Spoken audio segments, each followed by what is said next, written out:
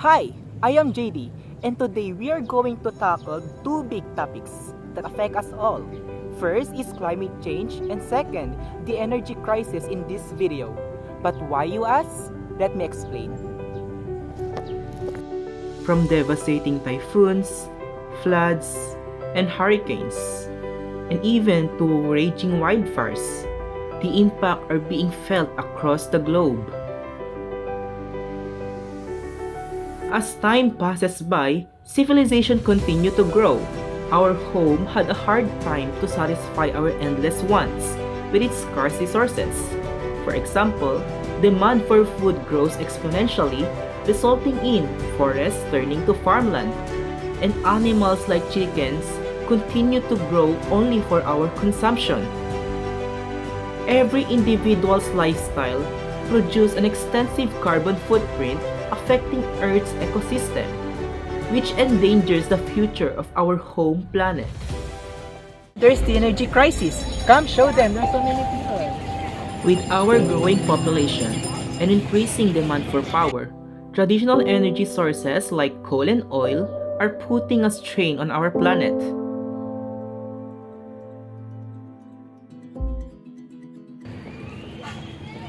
So, is this the end for us? It's not too late. There are more sustainable ways of living. That is why the United Nations created the SDG, or the Sustainable Development Goals, to produce a set of universal goals that meet the urgent environmental, political, and economic challenges for facing our world. Hi, are you familiar with SDG 7? Well, it is the United Nations Sustainable Development Goals. The SDG 7 talks about affordable and clean energy. Come closer and let me show you. The SDG 7 aims to ensure access to affordable, reliable, sustainable, and modern energy for all. It's about lighting up homes, powering schools, and fueling businesses with clean, renewable energy. Do you know any renewable energy sources? Well, I got some for you. From wind turbines dancing in the breeze to solar panels soaking up the sun's rays, clean energy is transforming the way we power our world.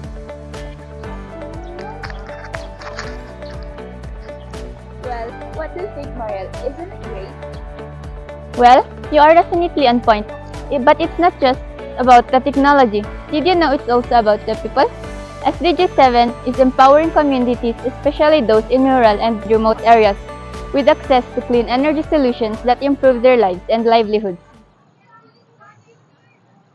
Imagine a world where every child can study at night, every clinic has electricity to power life-saving equipment, and every entrepreneur can grow their business sustainably. That's the power of SDG 7 in action. So, let's light up the world with affordable and clean energy. Together, we can achieve SDG 7 and create a brighter, more sustainable future for everyone.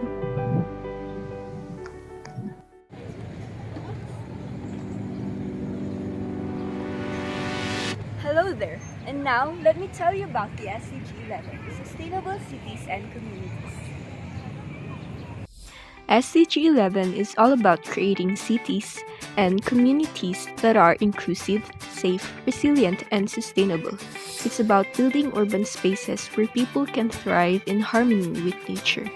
Picture this: vibrant neighborhoods with green spaces where people can connect with nature, grow their own food, and unwind after a busy day.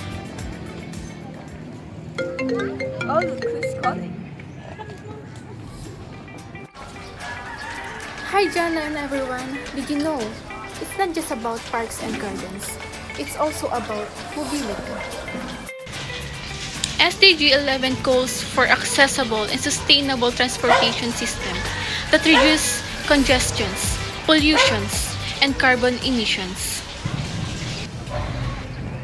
Imagine cities where everyone has access to affordable public transportation, where streets are safe for pedestrians and cyclists, and where communities are actively involved in shaping their future.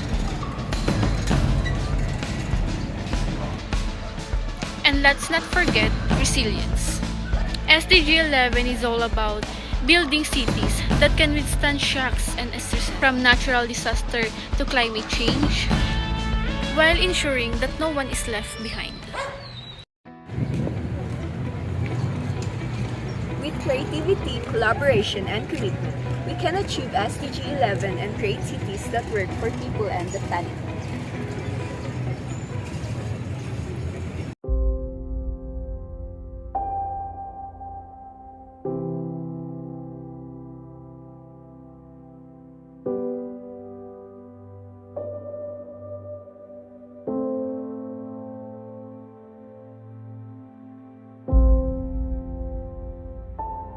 Recently, their abnormal growth has been observed in Antarctica. According to experts, it is not a good sign. Japan's cherry blossoms are a national favorite, historically blooming at the start of spring. The problem is it's too early for this to happen, and most blossoms will be gone before classes begin. Mga kapuso, 30 lugar sa bansa ang dapat maghanda sa matinding init kung saan ang heat index papalo na naman sa danger level. Gosh, ang hot naman. So we're going to inform you guys of one of the most urgent Sustainable Development Goals number 13, climate action. That's right, the world is facing climate crisis with a rising temperature like what we are currently experiencing right now. Extreme weather events and having gas in Antarctica is threatening our very existence. SDG 13 calls for urgent actions to combat climate change and its impacts. It's about recognizing the reality of a warming planet and taking bold steps to address it. Climate change isn't just a distant threat, it is happening right now and it's affecting communities all over the world. But here's the good news. We have the solution. From harnessing the power of the sun and wind to transitioning to clean energy sources, we have the tools to fight climate change and build a sustainable future. But it's not just about technology, it's also about people power. SDG 13 is about mobilizing communities, government, and businesses to take action and reduce the carbon footprint.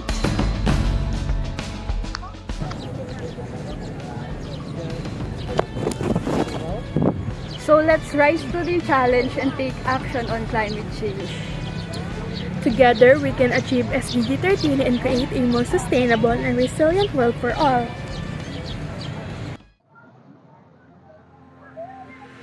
Hey nature lovers! Today, we're exploring one of the most beautiful sustainable development goals, the SDG 15, Life on Land.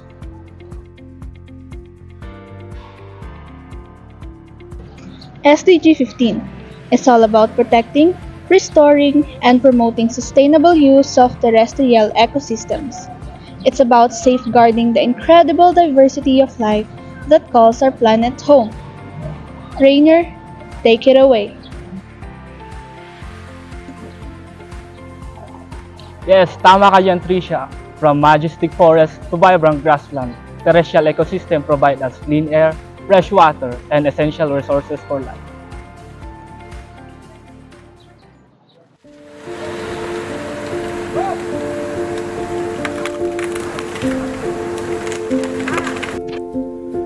But these ecosystems are under threat.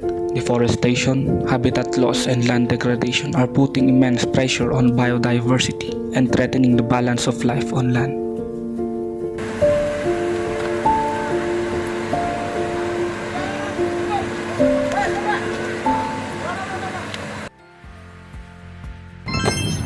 That's where we come in. SDG 15 calls for action to protect and restore ecosystems, from reforestation projects to conservation efforts that protect endangered species.